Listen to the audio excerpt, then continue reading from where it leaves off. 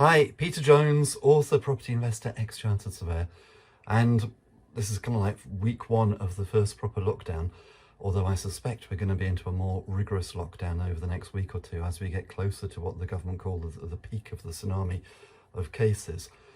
But if you're like me, you've suddenly found yourself at home with a lot of time on your hands, and I just wonder how you're feeling it and what's going on. Because I remember one of the things which perhaps is one of the few benefits of being old is that you get experience. And I'm not saying that I know everything, of course I don't, but I remember in 2008 when that little minor tsunami of the financial crisis hit, and my business was devastated because I had one strategy in property, which was buy to let, and suddenly the banks weren't lending. And my way of coping with that, I'm ashamed to say, but I'll be totally honest with you, was really just to sort of lie in bed and pull the duvet over my head and hope it would all go away. That didn't really help. So this time, although this crisis is in many ways much larger than 2008, because this is a whole economy, a whole world economy crisis. It's not just the banking crisis, which had a knock-on effect on some sectors of the economy. This is where everything is pretty much stopped, everywhere. And it'll be interesting to see what happens when it's all over and how quickly things pick up. But in the meantime, we've got to cope and we've got to get through this period of waiting. So one of the things which I learnt in 2008 is watching my mind space and making sure that I stay positive. Now, this isn't saying be delusional. There are some bad things happening out there and we need to realise that, and we need to keep safe and we need to keep well. We need to help people who are close to us. We need to help people who are strangers to us.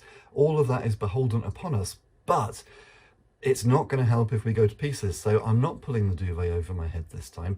I'm trying to do things which are a lot more positive. So I'm thinking, how can I help the local community, blah, blah, blah. That's a given. And I guess a lot of people are, because an amazing number of people have now volunteered to help the NHS, for example, at 600,000 people, which is great. So that's all good stuff. But as a very practical thing, what can we do to make sure that we don't sink in all of this?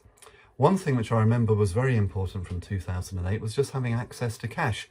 So one thing which I did this week was to look at my lines of credit, because I don't know how long this is going to go on for. This initial lockdown, they're talking about 3 weeks, but I think we all know it's going to be longer than that.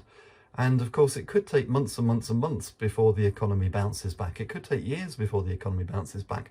And we don't know what it's going to look like when it does bounce back. So I think we need to be prepared. So what are you doing about thinking about your own lines of credit? Have you thought about that? Now, at the moment, the government is sort of saying that they're giving grants to particular businesses. And I'd guess that quite a few people who watch this video or take my newsletter or follow me on Facebook or whatever aren't just in property. Property is probably a sideline, and you may have your own business, or you may be employed, or whatever it may be. So you need to be looking to see what help you can get and to make sure that you're in line to get the help that the government want to give you, because the government do want to give it to you. I genuinely believe that the government want us all to get through this if we can, because they need us. They need to have us in the economy rebuilding the country, basically, at the end of all of this. So again, for the self-employed, because yesterday announcements were made about help for the self-employed, and I've seen on social media there are many people who are a bit disappointed that they fall between the cracks. Don't assume that's the end of the matter. I'm sure that the government will be tweaking and looking and refining what they're doing as they go along. They're having to make it up on the hoof. We've never been through a pandemic before. We've never been through anything of this scale before like this. So they're working it out as they go along. Write to your local MP, email your local MP, go online and find out who your local MP is. If you feel that you've fallen through the cracks, let them know, because they're the best voice for you at the moment. They'll be able to go to whoever needs to hear about this, and then they can refine and tweak and hopefully make things work which aren't working at the moment. But for all of us, it's beholden upon us all to do some simple things like think about your cash. How can you preserve your cash? Have you got any cash? If you haven't got any cash, how can you get credit? If you haven't got any credit, how can you get it?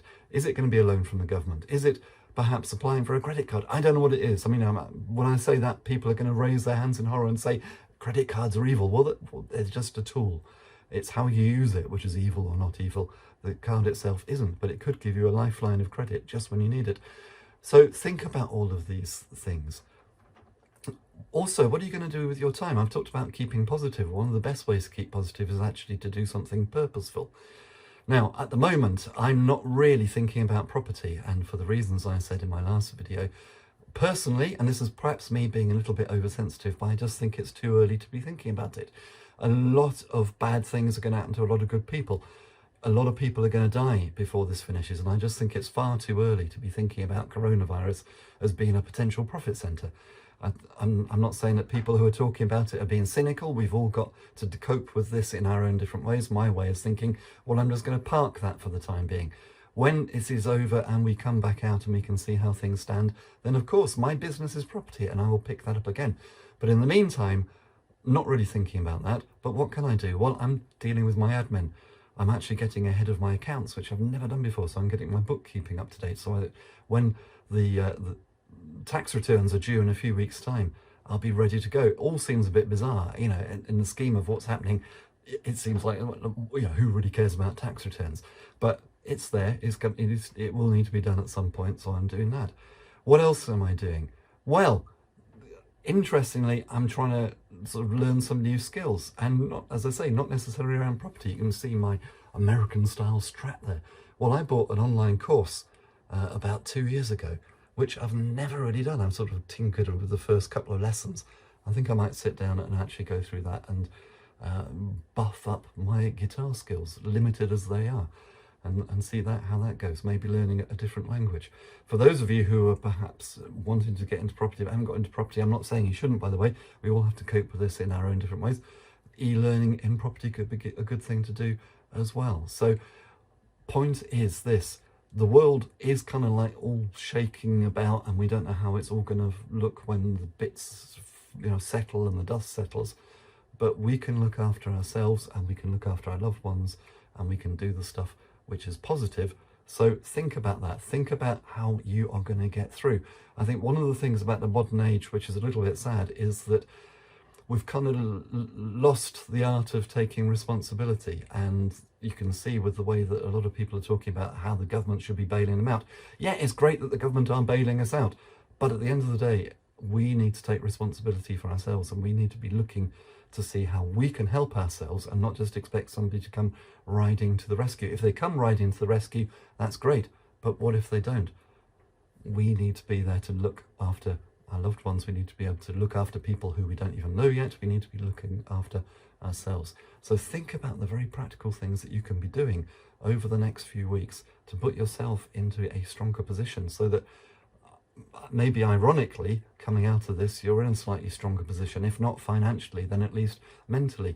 What about your physical health? Maybe being physically stronger will A, help you beat off the virus if and when it comes knocking at your door, but B, when it's gone, it'll mean that you've got more energy to be able to put into rebuilding your business. All of these things are going to be important. What about your relationships? Building your relationship. And I guess for a lot of people, spending time at home with somebody when they don't usually spend that amount of time with the family, with the spouse, with the significant other, with their partner, that could be trying. So building your relationship and learning how to build your relationship. All of this stuff is good stuff, and we all need to do it, don't we? Because we're all in the same boat.